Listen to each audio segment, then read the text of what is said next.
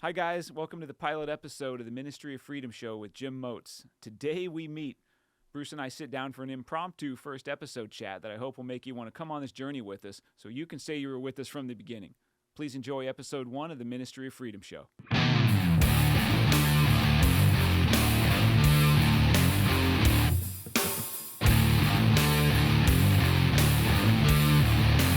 Welcome to the Ministry of Freedom show with Jim Motz.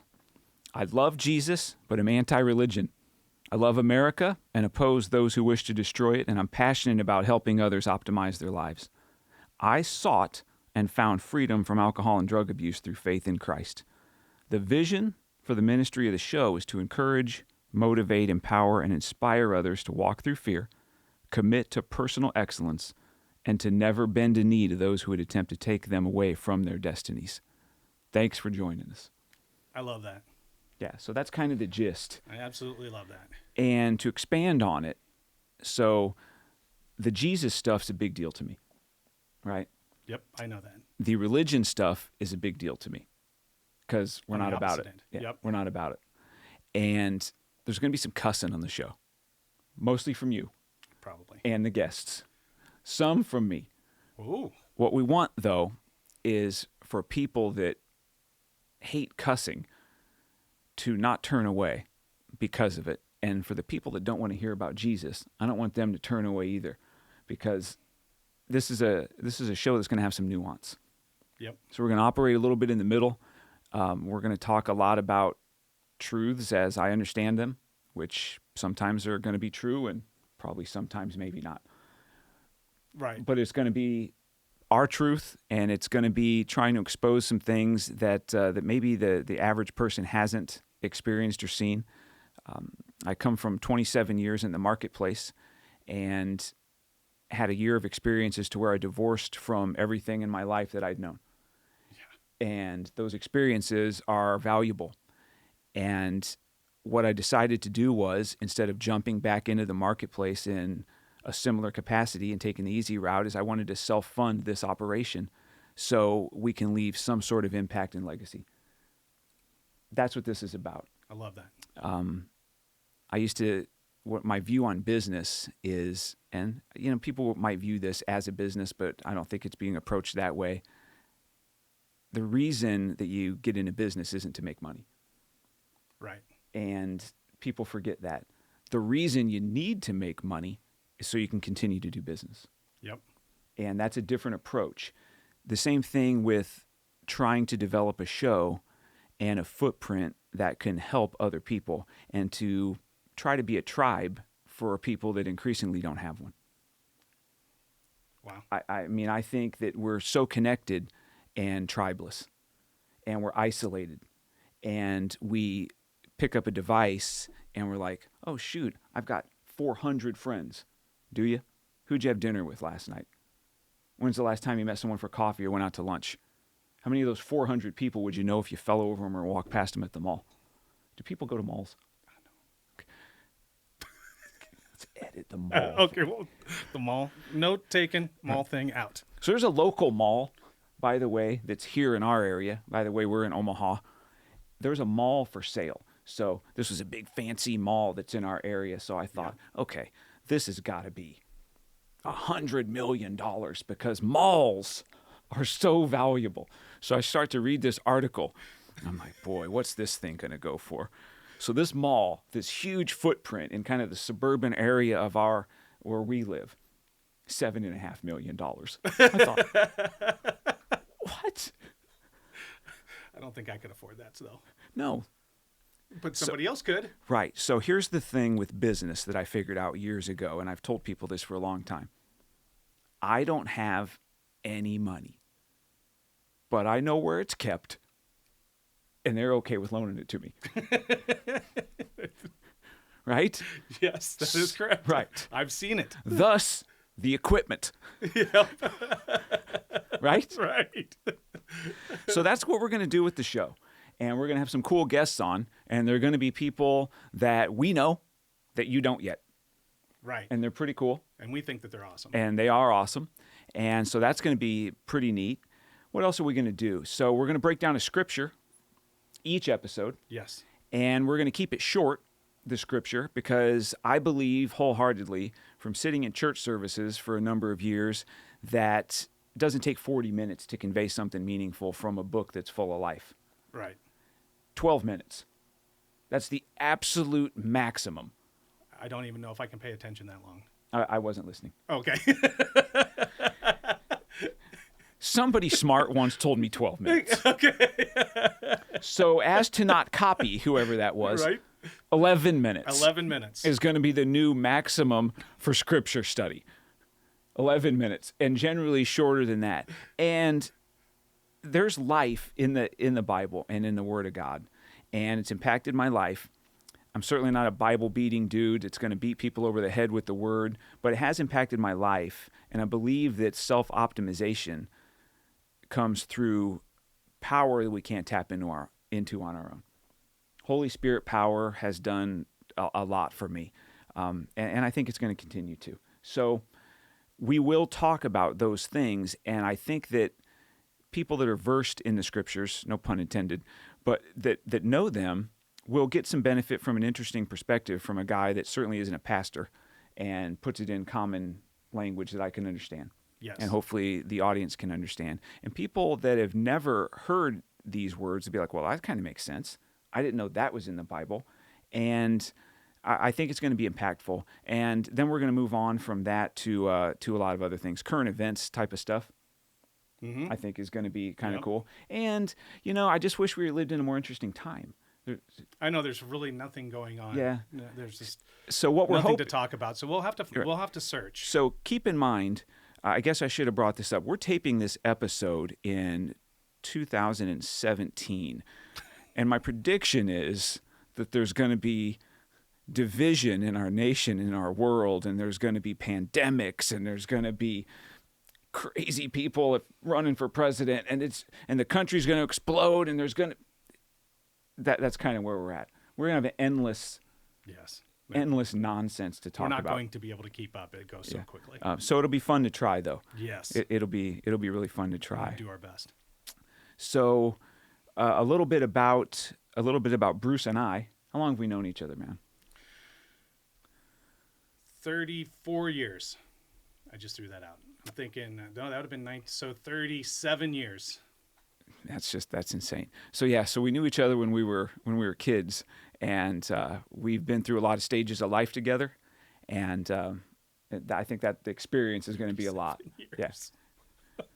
Yeah. And basically, Bruce built the whole deal here, the infrastructure, everything you see is Jim paid for it. The easy part. We've been over that. But I do think that this is an opportunity for us to do something that sounds crazy to people, and that's what's attractive about it. Yeah. When you tell people that, so let's backtrack. So I got divorced this year. I sold my interest in businesses that I started and helped grow over the last 15 years. And when people hear that stuff, they think you're crazy and off the deep end, and they say, hey, what are you going to do next? What are you going to do next? And I said, well, I have this passion that I want to start a show, and I want to try to impact people's lives and help them be the best they can be. And that's where my real satisfaction comes from. And when you tell people that, their eyes glaze over, and then they start giving you comments that's like you just told them that you're going to marry a stripper. So they're like, oh, good for you. Yeah, right? That could work. Right? It's a nice little pat on the back. Yeah. And then they get immediately on their phone and like, okay, Jim's gone off the deep end. The dude's marrying a stripper. Do they say stripper anymore? I don't think so. Man. I don't think that's the typical nomenclature anymore. Okay. I think it's sex worker. Sex worker. That is better. Yeah. Yeah. Sometimes they get it right. I've known some strippers, and I don't know that there was a lot of sex work, though. No. But I think that they group them all under the same Like umbrella. OnlyFans chicks? Yeah. Yep. They're sex workers. Why would people go to strip clubs? Anymore? Yeah.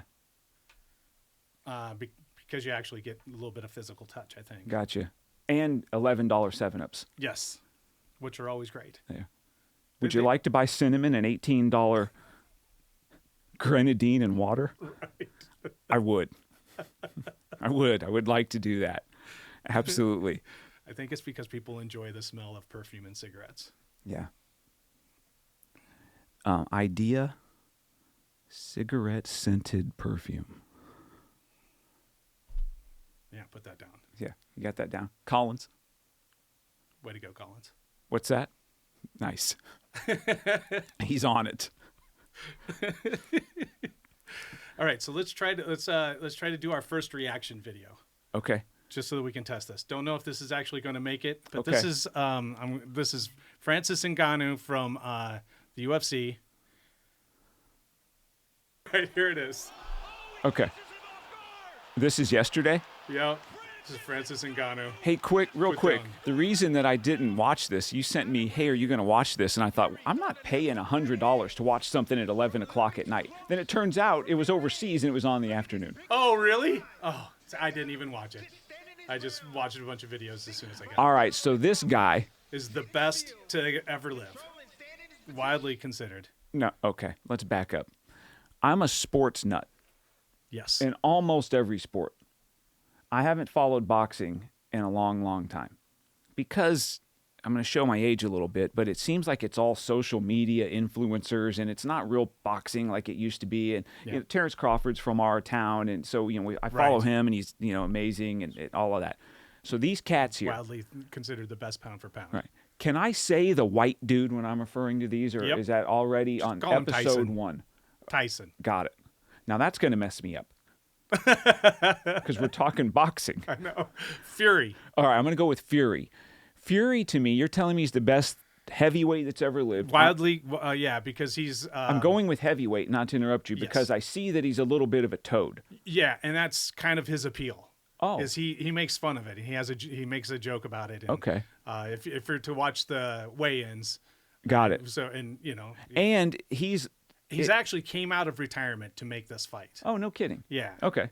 And Francis Ngannou, who's the gentleman he's going against, Okay. is MMA guy. an MMA guy. Okay, who is freaking put together. fierce. Okay. Fierce. Is still active? No, MMA? He left the UFC for this contract to go boxing, and when he left, Mike Tyson said, "You know what? I want to train you." Oh. So Mike Tyson's been training him for this. So fight. he was there too? yeah, he was corner there guy too. and everything? Yep. I think so. All right. All right, so I'm intrigued. Right? And Do you want to it's a give me big fight. the end, or what do we got? The end is. Let's see. What do we got? As I look at these two they ended dudes. up being a split decision, and Tyson Fury wins. Okay, so went the distance. But some people believe that, there's a significant amount of people, especially UFC fans, believe that Francis Ngannou. But Gotcha. it was all boxing judges, and so they're kind of Okay, so they're biased a little bit. elitist. Yeah. Yeah, I got it. They're purists, and they think that MMA people shouldn't have any part in this. So if it was It's even way too close, brutal. Yeah. if it was This is even more of a close, they're going chess to give it match to him. But I totally disagree because there's just so many more facets to UFC than boxing. But this was going to be an exciting. So these boxing two match dudes that are. none of us watched. Let's say these two dudes are in a bar, and they've probably had too much to drink, and they bump into each other. Then they go out back, and they're going to have it out. Who wins? Oh, it's going to be Ngannou. Not even close, right? Not even close. Right. Because Because he's an MMA guy. and he could hold on to him. Exactly. So he can grapple, and this other guy's not in shape. Right. He can probably run further than both of us and faster, however. Maybe. Yeah. Oh yeah. Oh, he's in shape. He's just always Okay. always carried. Well, there's an interesting topic Extra mass. that we should unpack at some point in a future episode. Is the 400-pound is healthy now. The body positivity movement has gone to no one should be shamed, which is, I think we can agree. There's no place in shaming people and bullying people, and Right. we shouldn't be doing that. But to celebrate that and hey, you're 400 pounds and that's what health looks like now. I don't know. Is that an interesting topic we can unpack? Or I are you think so. you seem a little cringy when I bring that up? Oh no, I wasn't being. I'm being cringy because I can't find what I want to show you. Sorry, I got to get better at my poker face. Okay. Yeah. Well, that and I'm close to 400 pounds. You're not. I'm closer than you are. Correct. Right? Yeah. But if I have 4 nickels and you have 3, I'm closer to $1. I'm closer to being a billionaire than you. It's pretty irrelevant, even though true. Right?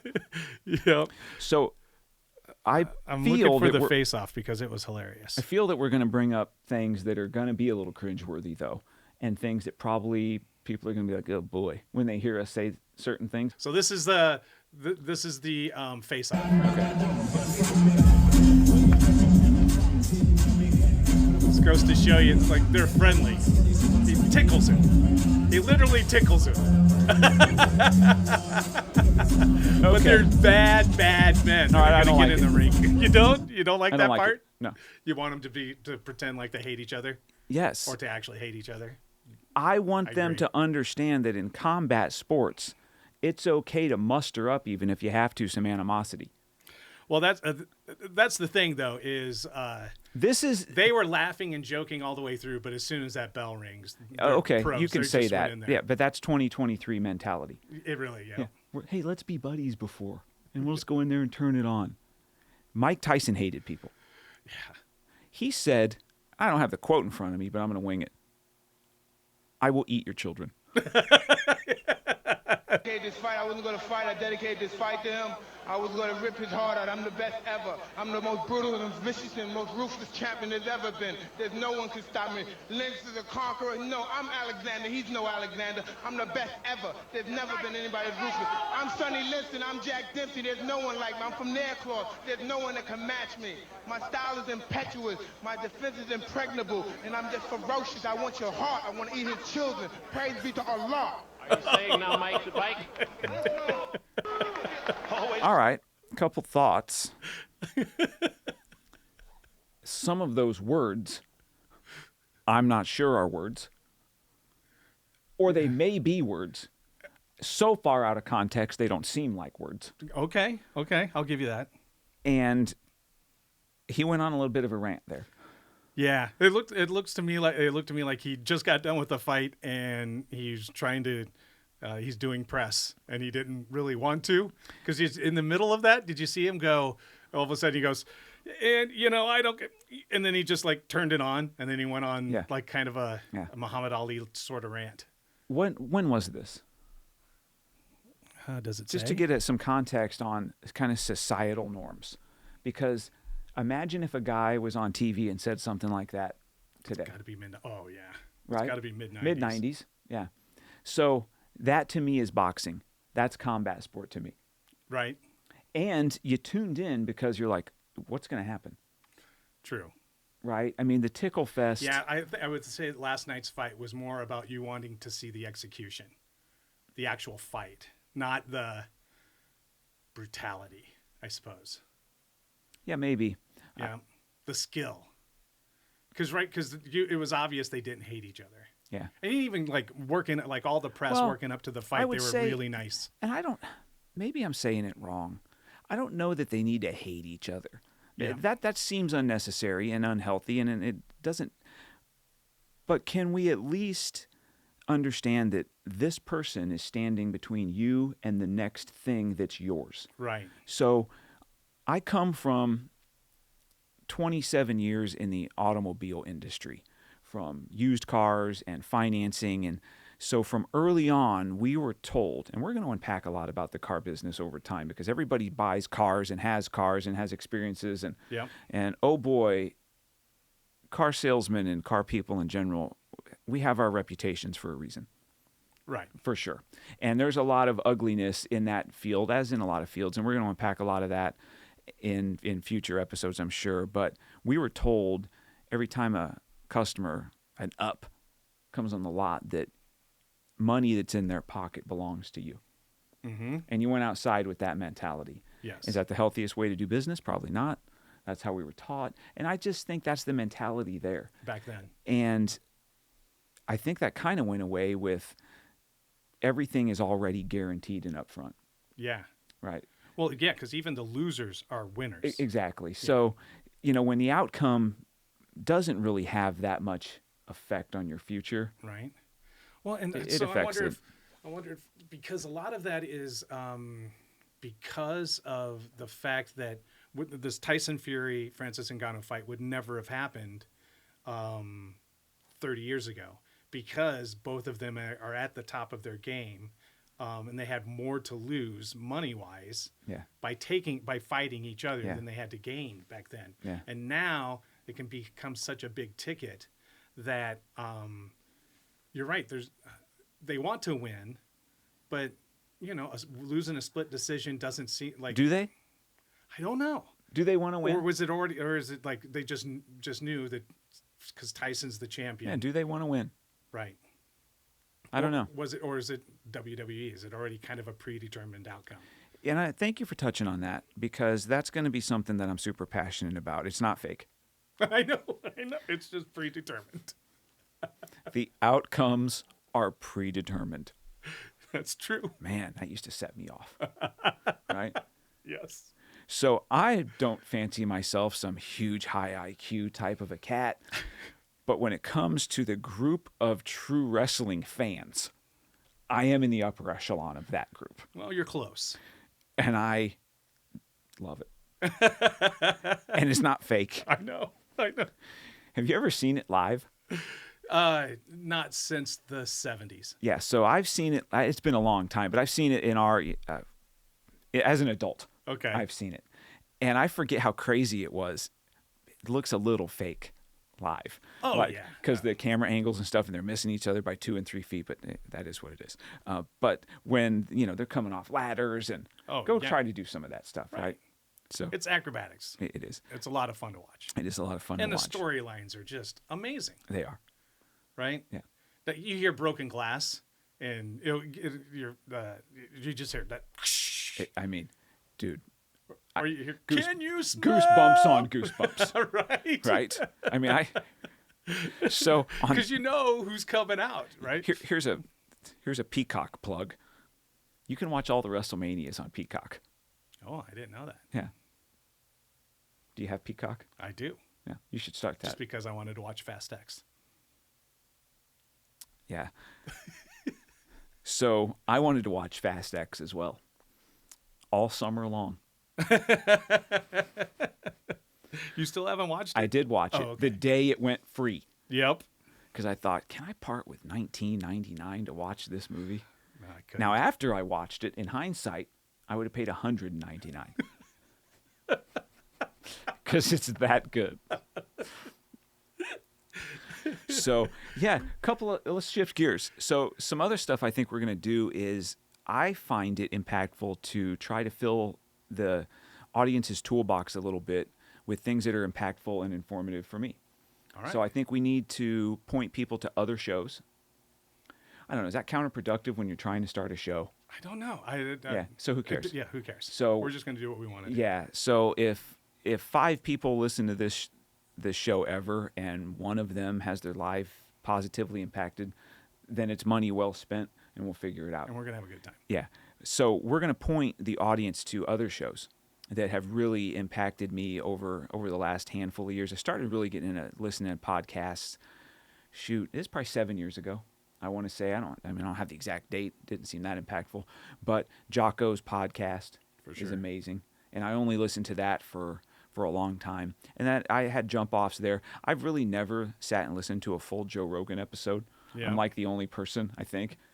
I'm a fan. When he has scientists on, it's hard for me to turn it off. Yeah, science is stupid. I know. That's what I've heard, but I love it. You heard that right. I don't know if I really believe it, but I sure say it. I say a lot of stuff I'm not sure if I really believe. We both do. So, some other shows. That's probably going to get us in trouble. But. It will, yes. So, I want to get in it for the drama, too, a little bit. Oh. I swear I don't love the drama. It loves me. Okay. Do you know who wrote that line? No. I'm going to tell you. Taylor Swift. Oh, goodness. So, I'm also a huge Taylor Swift fan. That's news to me. I never knew that. You've known it a long time and have blocked it out. I'm going to go on a pro Taylor Swift rant right now. Okay. So I'm going to butcher this, as I will a lot of things as we continue to do this show. I'm going to present the facts as I believe them, and I could pass a polygraph accordingly, but they might not be accurate. A few years ago, this Scooter Braun cat who was, I don't know, some on her team, manager, I don't know what he was. Anyway, gets a hold of her catalog somehow legally, and he owns her catalog now, all of her albums.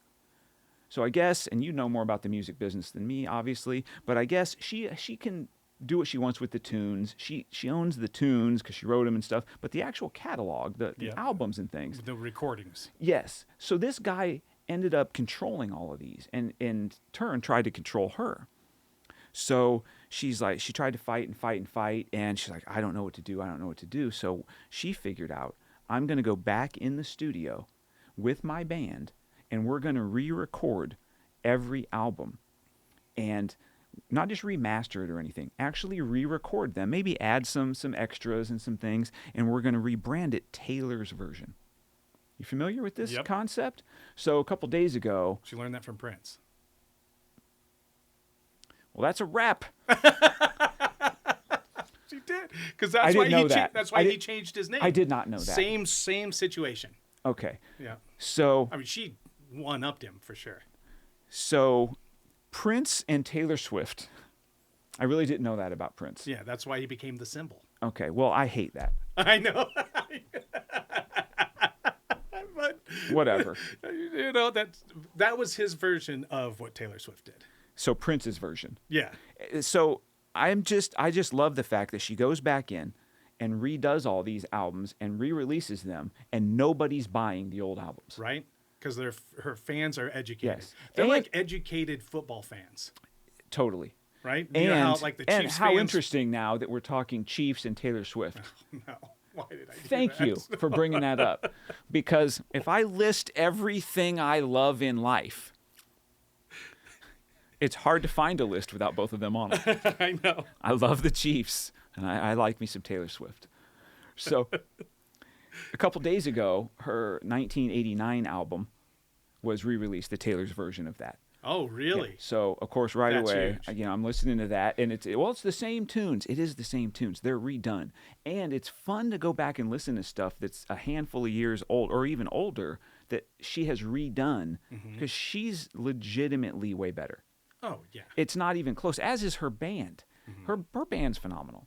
So, I think that's just incredible business. And this old catalog of hers, man, it's as close to worth zero as it could be. Right. Really. You would hope. Right. Because that seems a little bit red to do that to. Right. Come on. Yeah. So I thought that was pretty cool. Those are exactly the type of people you want to root against. Yeah. And his name's Scooter. Right? Have you ever known anyone named Scooter that you're like, I got that guy's back? Just the Muppet. Yeah, I don't not familiar. Yeah, there's a Muppet named Scooter. Yeah, so my childhood wasn't real kid-y. Yeah, I know. Right? Yep. He was the assistant to the director on the Muppet Show. Like assistant to the regional manager? Yes, like assistant to the regional manager. It's good. Can we get an office clip? We can. I got to get better at these clips. I didn't realize it. I've been someone who's hated on Taylor. I went in there not thinking I was going to be blown away, and it was spectacular. Right? So Schultz is... I love what Schultz does here because he was a hater. He was me. Why? Tell me why. Because it's pop music. It's a little bubblegum. Yeah. So this is a self-reflective moment. So I'm going through the list of things I'm trying to that I like, and I'm trying to find a few that young girls don't woo over. And I'm going to work on some things. And this has been insightful and helpful for me. And I'm going to turn some things around, and I'm going to work on some life choices. And no matter what becomes of this show, this has helped me. Although, I mean, you have brought me around. I am kind of in the Schultz camp because of how much of a super fan. But the things that you like about Taylor Swift are not the things that Taylor Swift fans like about Taylor Swift. I would agree with that. Yeah. Yeah. The only person you can compare Taylor to is Michael Jackson, and I'm telling you, and if I'm being honest, it's Michael Jackson is the only person you can compare her to. If you talk about hits, listen, I don't want to do this, but we could do it. I don't want to do this, we could do it. You can't tell me Beyonce has the same amount of hits, no features, as Taylor. She does. What do you think of that? Well, I think this went to race. No, Oh, it didn't. no, that's not where we're going. No. Okay. No, but he's right. It's not close. Right. It's not close. No. And I don't know the metrics. Me. Here's the album sales. Here's this and that. I know that Taylor Swift sells out 6 nights in a row at football stadiums. Right. That's what I know. Well, Beyonce could do that too. Could she? I think she's close. Right. So I think that once you get there, you can't compare them. I know that we have to, but Well, no, we don't. yeah, right. Let's talk about things you have to do. That's true. Taxes. No, Well, that's true. I mean, you don't have to do anything. However, there's consequences to the choices that you make. yeah, I don't like consequences. They are also stupid. Yes. They are on the We have list. They are on the list of things that are stupid. I have someone in my life who I don't even know. It's kind of a show. I don't know if I should just be throwing people's names out. Do people do that? Do they just throw people's names out? I don't think they throw names out, but you can say a person, You a can? friend, close friend. So I should just say a close friend? Yeah. She's a person in my life I worked with, and I trust this person. She's the keeper of the list. She is the keeper of You the know list. her. Yes. You're familiar with the list.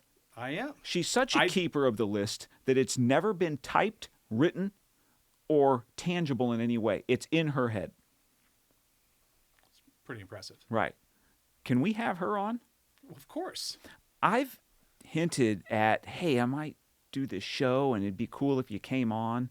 She's female. I kept saying she, and she's kind of a feminist. Yep. And she said, I don't know that what you guys are going to talk about would line up with my beliefs. Thoughts? I definitely want her on then. Are we feminists? No. Nope. No. No. No, not modern day feminists. I think we're I don't know. I couldn't even tell you really We'll what have her on. a scientific what a feminist Let's is. have her on, and we'll talk about the list, and we'll jump into some feminism. Yeah.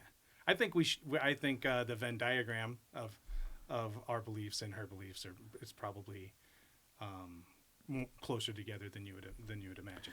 I think they are now, as she's gotten a little bit older, possibly a little more mature, and has paid taxes, to your prior point. The Wednesday after the 2016 presidential election, she came to work in tears That's true. and told me that Trump and his minions were coming to door to take the gays. Yeah, it's unfortunate what the media did during all of that. Yeah. And Because it was a the real basic fear. fact- yeah. It's a real fear. The basic fact that those people that were that scared of that situation did not revolt against the people that convinced them that situation was Yeah. going on, but they just kind of moved on Yeah. from one fear to another. Yeah, so that's important. We'll talk about that at some point too. We're conditioned. Our society, our media, our government, the globalists. There's a lot of things that we're going to talk about in the future. They want us afraid. When you're afraid, you're not thinking through rational decisions. You're controllable when you're afraid. They want us arguing over the petty Oh yeah, stuff. yeah. You have to have. So everything has to cause disunity, Right. right? So the Israel conflict, instant disunity in our country.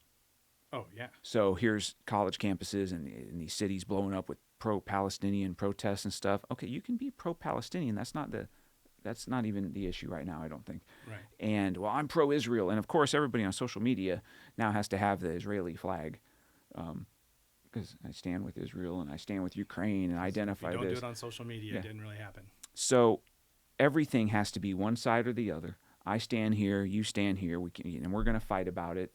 And I'm going to shift gears a little bit here. When this conflict popped off, it was like we heard about like a Saturday morning. Saturday night, how are these professionally made, beautiful protest signs already made? I remember while I'm watching the news and I'm like, who made these signs? I mean, if you gave me, you said, hey, Jim, here's $10,000. I need 5 signs that are going to be the most professional signs. I couldn't get them done in a half a day. I couldn't hire that out to have it done. But these schleps in their little apartment in New York City are banging out freaking signs that you can see from a half a mile away that are just, but they got, I'm like, what?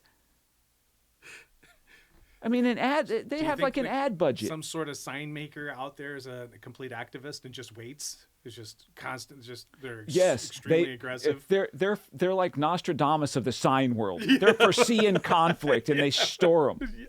Oh, they have them. They're ready to go. So there's a Saturday Night Live bit from way back. You're not going to be able to find it. Okay. It's a challenge, but So anyway, you remember Nightline? Yes. Or that's Ted Koppel. I'm thinking of Tom Brokaw. So Tom Brokaw is a dude that used to be on the evening news and NBC's news, and he had a very unique voice. And so there's a skit on Saturday Night Live where they went in, they had him make different like intros to news stories, and they got more and more ridiculous. So one of them is they put all these in front of him, and he has to read them all. Okay, so they could be the first to air with them. So he pulls up one and he says, President Gerald R. Ford senselessly killed by bears. What? So he's got all of these predetermined news things going on. Just read it. All right. Gerald Ford dead today after jumping out of an office building senselessly. It's a nice touch. Okay, moving on. All right. Gerald Ford dead today from an overdose of crack cocaine. Good. Next. Good. All right. Stunning news from Michigan as former President Gerald Ford was chopped into little bits by the propeller of a commuter plane. Good. One take. All right, we got it? No, we got eaten by wolves. What? Now, come on. I think I thought it was bears. I mean, it's pretty good. Good, yep. Be eaten by wolves. I mean, right? Good great. find. So Saturday Night Live, remember it used to be good? Yeah. Yeah. It used to be an event. When's the last time you watched an episode? The 90s. Yeah. No, I don't remember watching a full episode for years. So I watched an episode a season or two ago because Taylor Swift was on it. Okay. Of course you did. So if you want to find that. Okay. I do watch YouTube shorts of some of the skits. Yeah. It too is just political and woke. And will we talk about woke things? I have aversions to the word woke because I really don't know what that means. There's a lot of specific things that people. It's like. Can we look it up? Oh, you could. Now, at some point, we're going to have I actually think we're woke. Sorry, I didn't interrupt you. So, what you just said is going to way be more important than what I had to say. Because unless something's messed up here, you said we're woke. Expand. Well, so because we're products of the 90s. So I think that products of the 90s, meaning we were in our 20s in the 90s. In the 90s. We were in our 20s in the 90s. Okay. And I think that all of the things that the woke culture is trying to address, I truly felt they were no big deal to us. I think we were from the happen to be generation where they happen to be gay. Yeah, they happen. Yeah, they happen to have more melanin. They happen to be right, or they happen to be wear clear wanted though, dresses. you never walked around a day in the 90s and thought when you looked at someone, look, they have more melanin. No. You're like, can we be honest? Yeah, right. Right. But it was like, look, that's a black person. Yes. Okay. Right. Let's they move just on. happen to be black. Yep. Right. Which just happen to be white. Yeah. Yeah. And I felt through that season of life that it wasn't a bunch of people that woke up one day making themselves into something for some sort of signaling. Right. and I don't even know if I'm saying it the right way, and that's a whole nother. Because we got to have fun, We did have a lot of fun. right? Yeah. And I even saw on the latest Bill Maher podcast with Candace Owens, they were talking about that exact same thing. Yeah. And they both said that they missed making fun of somebody of another race that was their friends. Yeah.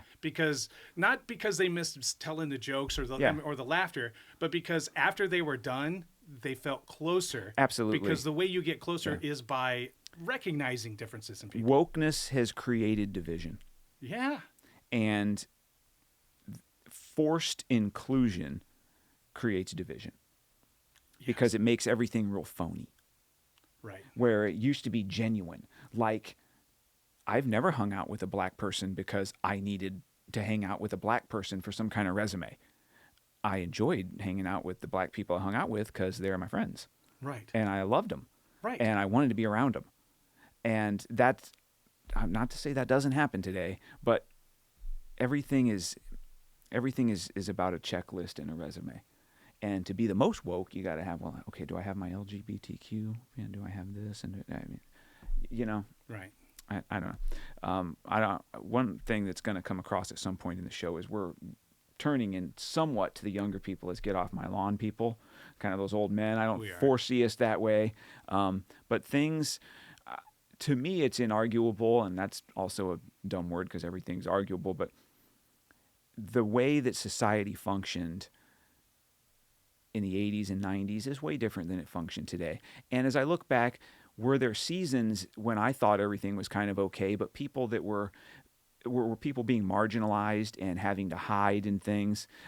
In hindsight, yes. Mm-hmm. And I didn't realize that. And that's horrible. And I wouldn't want people to live that way. And I'm a Christian person, certainly don't live perfectly and never would profess to, but I also don't hate gay people. And anyone who understands Christ, there's no hate in there. And I can see that people, when we go back to the good old days, there were a lot of people in a lot of pain. And there were a lot of people that were bullied and hiding for who they really were. And I think that today's society, that's happening less. Mm-hmm. And I think that should be celebrated. But inside those communities, my impression is, rather than celebrate that, it's, hey, since we got to this point in society, now maybe we should be the bullies. Right. That's the unfortunate thing. Maybe we should bully those that maybe aren't gay. Maybe if you don't identify this certain way, we're going to marginalize you. Maybe if you want to speak a view that you have that doesn't line up with what we believe is the accepted view, perhaps you should be canceled. Maybe you should have your business taken away. Mm-hmm. Maybe we should be able to run through the streets and throw bricks through windows and burn down businesses and do all of those things for a cause that on its surface seems like something people could get behind. Right. But dig a little deeper and it's a little nefarious. Those are the things that have changed. And we're never putting that genie back in the bottle. No. And that's, wah wah. This is where we're at. Yeah, and we're going to navigate it and figure it out. I think that there's a lot of people that are waking up to that, though. Yeah, I think so. For so long, there were a bunch of us who did not want to, because we had empathy for them, right? So if there's a gay person who felt like they were being victimized, or if they were being bullied, we felt for them. Because even in our friend groups, if there was anybody who was considered a minority of any sort of situation, if somebody outside of our friend group was picking on them, it was kind of like, I fight my brother, but you can't fight my brother. Then it was all of us ganging up on them. So we took that mentality and let them have their voices. And it's unfortunate that there's a small group of opportunists that are taking advantage of people's big hearts and turning it into using their greed. I mean, it really just boils down to greed. Yeah. Because they're just trying to grab as much power as possible and turn that power into their own personal wealth that they can spend. Yeah. That's the unfortunate thing. It is. That's what when I said that I think that we are woke. All of the outcomes that everybody wanted from the whole wokeness, we already had. Yeah. Right? It was already solved Yeah. in our heads. Yeah. We would have never let anybody not be a part of our group. Yeah. So here, let me throw this out at you. So we talk about nuance and maybe, where's the middle? So I've never had a problem before I came to Christ or since, really, with should there be a legal way for gay couples to get married and enjoy the legal benefits of marriage? Okay, I don't have any problem with that. Mm-hmm. And I don't think a lot of people have a huge problem with that. No. But there was a time when that wasn't the law, and it now is the law, and it should be the law. Sure. Right. Yeah, totally. Now, let's say, let's take the wedding cake guy that has the wedding cake shop, and the gay couple comes in and says, hey, this is my husband, my fiance Joe, and Joe and Ralph want this guy to make their wedding cake and put the two grooms at the top of the cake and stuff. And this guy says, hey, I'm all for, I understand, I'm not hating on you or anything, but I'm such a devout Christian person, and I run my business from that perspective, and I committed my cake business to the Lord, and I do that, every day, and I don't feel comfortable doing that, and I would decline that, and I would ask that you take your business somewhere else, but, more power to you, and hope you have a good life. Should that cake shop owner be ostracized, canceled, shut down, sued? What do you think?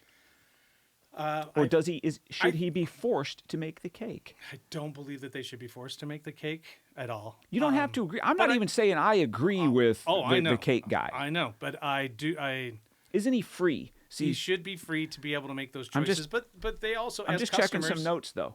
Freedom's in the name of the show. True. Shouldn't he be free to do whatever he to wants? say, hey, remember, no shirt, no shoes, no service? Right. Yep. I think, they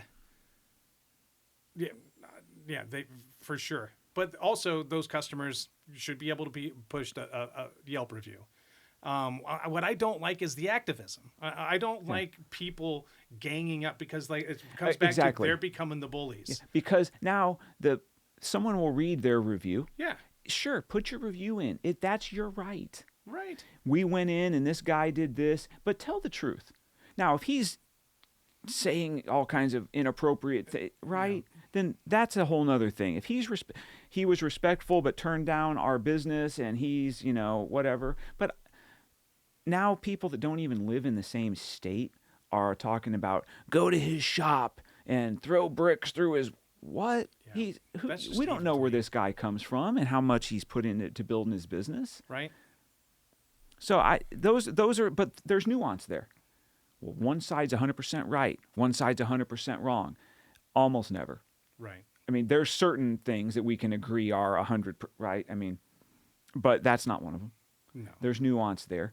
And the discussion should be had. But you're right, the activism and the gang, that's when I talk about the cancel culture stuff. Right. I think it's ridiculous. And I also think that what started out with a lot of people on the way progressive left with their cancel culture mentality has, over time, in the last couple of years, shifted to where the people on the extreme right now are trying to do the same thing. Take the Bud Light stuff, for instance. Right. Now, I'm against it in every way, the cancel culture stuff. Me too. People should never buy Bud Light, and you should because they had. Come on. Right. What are we doing? Now, I bet if we did some research, and for the record, I'm not gonna. Okay. But I bet I'm probably not gonna look it up. Whoever does research would find that over the course of history, Anheuser-Busch has done some pretty decent stuff. I bet they've helped their community. Right. I bet they're pretty good folks, and they've probably done some nefarious stuff back in the day. I don't know, but if you're not okay just personally, that kind of rubbed me the wrong way. I might go buy Miller Lite. Then go buy Miller Lite. Right. But does every post you make and every conversation and Bud Light should be canceled and they shouldn't be a business? Who are you to say who should be a business? Right. Why all of a sudden? But the conservatives, for lack of a better term, have been so wounded over the last couple years that now we're going to fight. So there goes your pendulum, Yep. right? Yep. And then every few years, this group gets to win. And then this group gets to win. What people don't understand is the people that you're watching on the news bitch at each other and fight back and forth are laughing as soon as the director says cut, and they're going down the street to the restaurant in Washington, D.C. and having a whiskey and a steak. Yep. And they're laughing at With you. each other. Yes, that's what I mean. They're laughing at how pissed off you are. Right. They're laughing at you all the way to the bank. Yeah, they're all trolls. All of it. Professional trolls. So they Polished. take a story, and because there is every story has a truth. There's a truth. Then they're going to say, okay, we're going to take this set of facts and spin it so this group tunes in. Hey, Charlie, over at your place, you do it the other way. Yep. And we're going to pretend when we talk to each other Yeah. on camera that we hate each other. That's exactly right. And America's being duped. And one of the reasons for that I wanted to do this show is I listened to, we talked about different shows that have really impacted me. Andy Frisella's show, the Real AF show, has been a life changer for me, as have his products. So shameless plug, the First Form stuff's amazing. Yep. I'm a big fan. I like everything this guy stands for. I don't like everything he stands for. Most everything, though, I think, because saying everything is probably not accurate. But his mindset is... Let me interrupt you. Yeah. So Taylor Swift, Andy Frisella, where are they at in the hierarchy of fanness? Andy Frisella's ahead. I know. That was me. I was trolling you there. Well, I had to think about it. I love that because Taylor Swift is entertaining, and she's a good songwriter, and her story's funny, and she's put up with a lot of crap and has always persevered and hasn't really gone in the gutter a bunch, and she's not out hurting anybody. She's a total pro. So I'm a fan, and she is a pro. That's it. What do you like about her? She's a pro. So Priscilla, though, is really impacting. He's impacting lives. And one of the things that I listened to him, and he said, there's too many people listening to this show. They come up to me, they're like, hey, Andy, good job. And, your message needs to get out there. And he's like, well, why aren't you sharing it? And more than sharing it, why don't you, if you have the ability, why don't you do something? Why don't you have a voice? Why don't you do something? And I thought, okay. Right. So, hey, Bruce, how about we do something? And so here we sit. Right. And that's what's important. And maybe somebody listens to this and they can go out and have some impact that we couldn't have.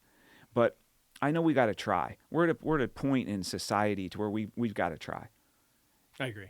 And I think I'm going to lean a little more towards they're coming for us than you are. Right. I think then that's good. Because sometimes I know when it's time for you're trying to reel me back in when we're just having normal conversations, when you don't say a ton and you kind of give me that look of, well, because I don't know that I don't believe you. Yeah. I just know that there's a possibility that we're both wrong. And I kind of hope that we're both kind of wrong. I think that I'm going to say inarguable again because I mean it here. If you're really paying attention to what's going on in the country from a leadership perspective, from the government, the trusted leaders, so to speak, they are either really, really incompetent or there's something nefarious going on. Right. I don't know that there's a third option. Well, to me, the third option, and I always try to give the benefit of the doubt, is what we ask of them is extremely difficult. And even if they wanted to do good, there's enough nefariousness going on behind the scenes that they're not able to get any sort of footing for the ones that want to do good. And I think I would go with D, all of the above. I think there's all of the above, but I think that it's like what I forget what famous cop show is, but the cops say I think is Adam 12. Goodfellas, where he goes. I just gave you an Adam 12 reference. Beep, beep, beep. No, that's Emergency. They were at the same time. Oh, okay. Randolph Mantooth, everyone. That's right. That it's one of those things where the people that are fighting the nefarious actors have to be perfect, have to win 100% of the time. Yeah. The nefarious actors just need to win 1 out of 10 to really shape things and make it go wrong. Yeah, I know we're overtaxed. Yes. I know that it seems like if you were trying to destroy our country and your job was to write a playbook on how to do it, a lot of the things that a smart person would have in the playbook to destroy America are being executed right before our eyes. Have already happened. Correct. So let's flood people into our country with no accountability. Let's open the borders, essentially, and let's let as many military-aged, fighting-aged males come into our country as possible. Let's do our best to disarm the populace. Yep. You'd want to do that, wouldn't you? Absolutely. What are some other things that you might want to do if you were looking to... Destroy the family. There you go. So demonize the family even, Yes. right? You're a man and a woman, and you've had kids together, and you're married, and you live in the same house? Well, you're an oppressor. What? Would you want, I don't know, possibly everybody medicated? Yeah. Right? Would you want them broke? You would want them uneducated. Yeah. How about fat? Right? Yep. Are they... Dependent. Would a unhealthy, overweight, fighting-aged male be less capable? I think so. Would you, if you were going to go fight hand-to-hand, so to speak, close quarter type of stuff, the American populace, would you want masculine men or would you want effeminate men? Right. I think you'd want effeminate men. Absolutely. So one of the things that Priscilla talks about, it's always funny too, because when you listen to him, he says, hey, go share. He says, share my shit. But you better give me credit for it. So I'm going to share a lot of his stuff. And he talks about that we need to fight really hard to be the opposite of what they want us to be. And I try to live that. And I think that one of the great things about this show is, my heart is that people are impacted by this positively, and they're better fathers, and right. they're better professionals, and they're better entrepreneurs and entrepreneurs, and they're better financially, they're in better shape, they're healthier, they're off medication, they maybe come to a love of the Lord and have Christ in their lives. There's a lot of things here's what I'd love to have happen from this show. And those things are all true. But also from this show, selfishly, I want things to happen for me positively. I want to be better than I am today. I want to be healthier. Mm-hmm. I want to be more fit. I want to get stronger. I want to be more educated. I'm banking on, we don't today, but we're going to have a website, and we're going to have a way for the audience to communicate with us. Mm-hmm. And we want to hear things that they want to talk about. We want to hear what you guys want to talk about, maybe some scriptures you'd like to discuss, topics, advice. And I think that this is going to be a season of real growth for you and I. I agree. I think it's going to be good. And you're right, it is going to be fun. And the 2-minute intro that we were going to do has kind of turned into a first show. 45 minutes that or so. We didn't really. This is great, yeah. That we didn't necessarily. I will say yesterday, I didn't know if we were going to sit down and do this. And I was going to say, you might not be able to tell. Probably can't tell, and we're going to get better. But This is the first time we've been in front of live microphones doing this. We didn't do any At all. We didn't do sit down in a test and let's do this and let's have a dress rehearsal. And this was, I sent Bruce a text this morning. I got done with my training. I'm like, hey man, we getting together and do any work today? And he says, yeah, come on over and bring some books so we can put some stuff on the shelf. And so I brought some books and I haven't even showered. there you go. So I wore this shirt yesterday, and this is the shirt that I wanted to wear the first time that we did a show. So I dug it out of the laundry and I threw it in the dryer. So this comes out of the dryer and like it's all warm now. I'm like, okay. That's awesome. So I got to wear that blue shirt. So we turned this into let's just sit and talk, and it's going to be fun, and I think it's going to be better than we ever thought it could be. And my prayer is that it's impactful. And thank you for getting it together. This is pretty cool. All right. Well, I think we can go ahead and call this the show. Yeah. So when you end a show, do you just stop talking? I think so. Or just maybe say goodbye. Like, share, Oh yeah. and subscribe. All that.